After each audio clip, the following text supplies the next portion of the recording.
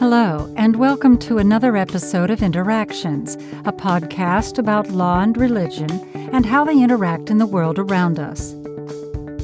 It's Monday, February 28th, and today we're talking about the religious freedom rights of death row inmates. Historically, death row inmates have often been accompanied by clergy at the time of their execution.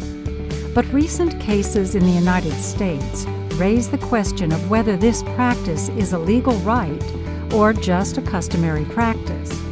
Specifically, does a death row inmate have a constitutional right to the presence of a spiritual leader of their choice in the death chamber? In one recent case, a Muslim man named Dominique Ray was denied his request for a stay of execution after Alabama officials refused to allow a Muslim imam to be present in the death chamber. But weeks later, the Supreme Court blocked the execution of Patrick Murphy, a Buddhist inmate, after Texas officials refused to allow a Buddhist spiritual advisor to be present at his execution. In his article for Canopy Forum, criminal defense attorney Peter Wosnik writes that the Supreme Court has been largely unreceptive to death penalty appeals in recent years. But the case of John Ramirez has proved an exception. In September 2021, Ramirez, a death row inmate convicted of manslaughter and robbery, was granted a rare 11th-hour stay in execution on the basis of the Religious Land Use and Institutionalized Persons Act, or RLUIPA. His grievance? A Texas law that prohibited clergy from laying their hands on inmates inside the execution chamber. The Ramirez case highlights an important question. Do prisoners, or even death row inmates who have been convicted of terrible crimes, have a right to freely exercise their religion?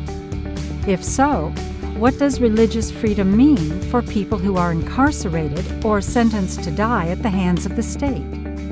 I'm Janet Metzger. Join me and your fellow listeners for Peter Wosnik's analysis of the Ramirez versus Collier case, which is currently pending in the U.S. Supreme Court.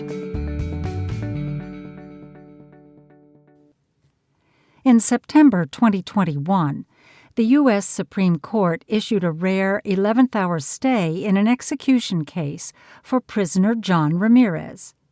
Ramirez was convicted of stabbing a man to death during a robbery that occurred in 2004. As critics have pointed out, the Supreme Court has been unreceptive to the majority of death penalty appeals as of late, particularly those which occur close to the time of execution. However, Ramirez's appeal invokes a claim to religious free exercise, which has recently garnered the court's attention. Recent Supreme Court decisions in death penalty cases have taken up the question of whether a prisoner has a right to have a member of his or her clergy or spiritual advisor present during the execution, a common and historical practice both in the United States and abroad.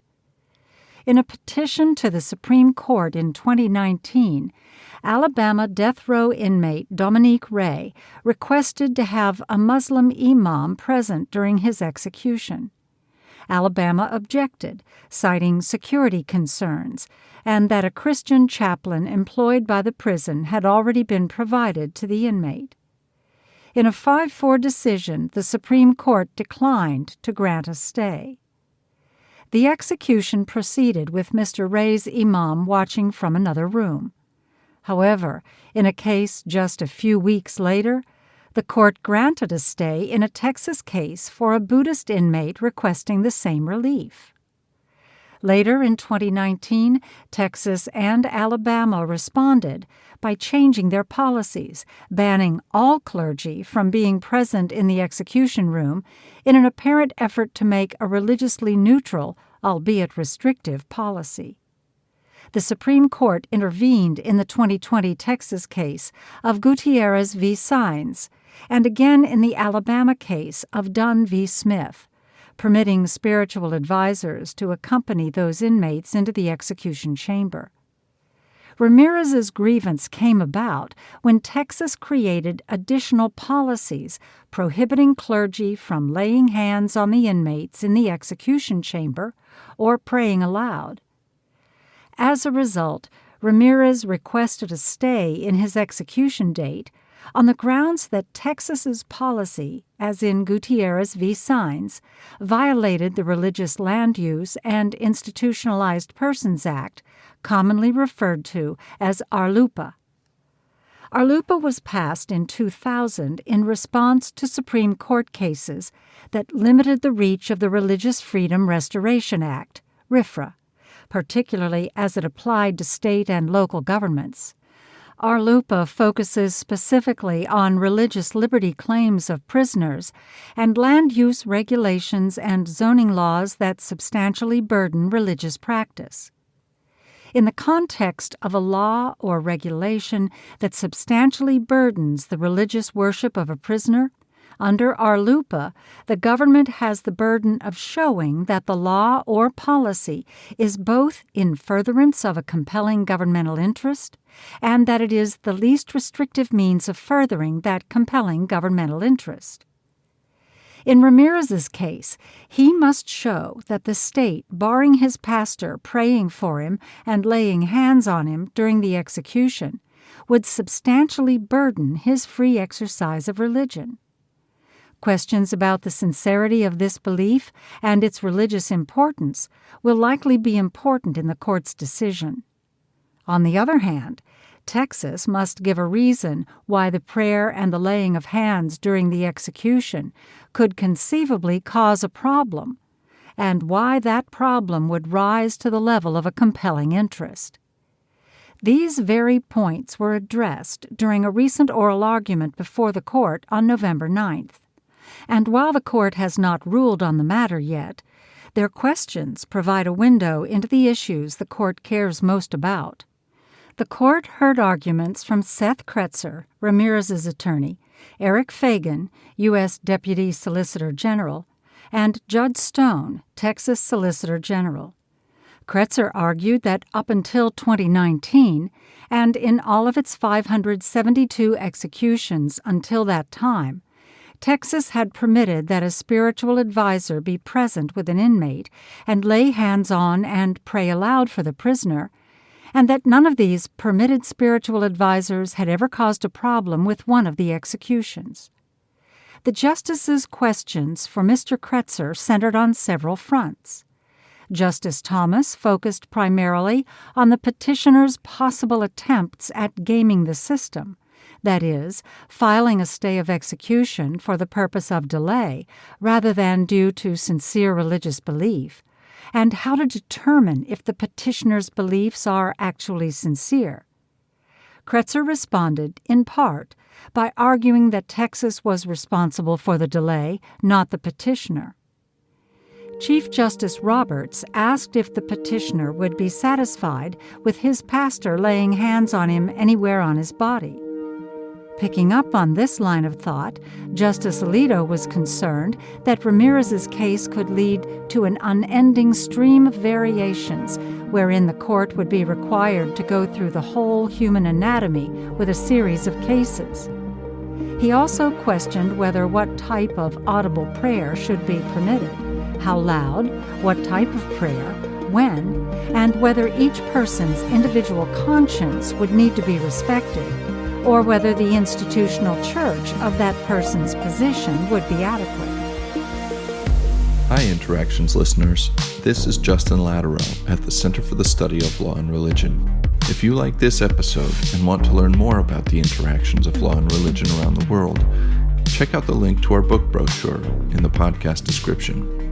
There you'll find over 40 new titles like God and the Illegal Alien by Robert Heiberger, and Michael Perry's new book on human rights, democracy, and constitutionalism.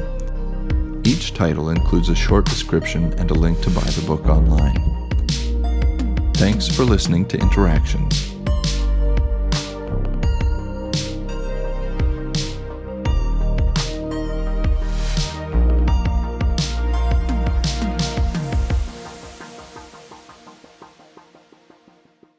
The justices, as a whole, seemed to treat the petitioner's religious desires as sincere, but also the state's interest in having a safe and orderly execution as a serious issue.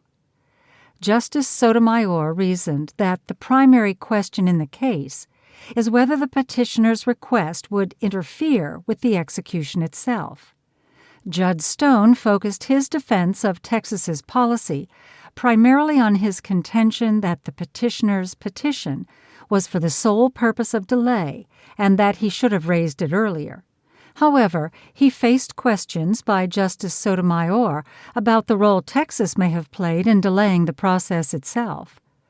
Mr. Stone faced a tough line of questioning from Justice Breyer regarding the uncontested argument that no issues with an execution had ever occurred in the past when Texas allowed the presence of clergy, including vocal prayer for and physical touching of the prisoner during the execution. Judge Stone also did not directly contest the sincerity of Ramirez's religious convictions or his personal belief about the religious necessity of vocal prayer and the laying of hands by his pastor during the execution. Despite the 11th-hour nature of Mr. Ramirez's request, the justices seemed to take his claim and sincerity seriously. And Texas did not seem to have a good argument as to why the state could not accommodate Mr. Ramirez's requests in a way that protected the state's interest in an orderly and safe execution.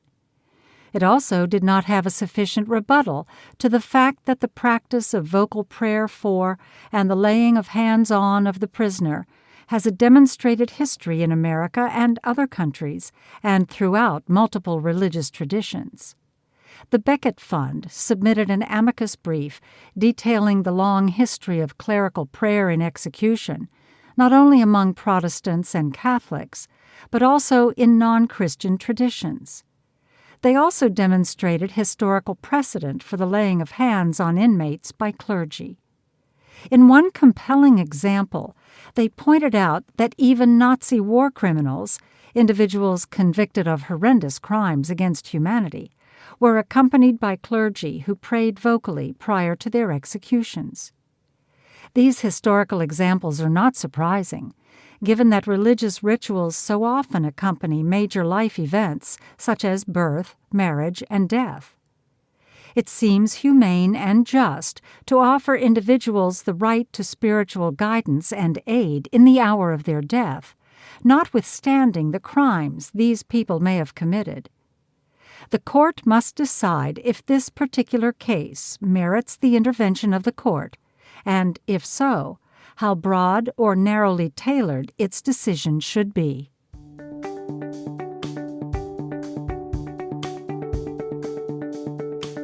That was Ramirez v. Collier. Will the Supreme Court expand the right to the presence of a spiritual advisor for prisoners during execution?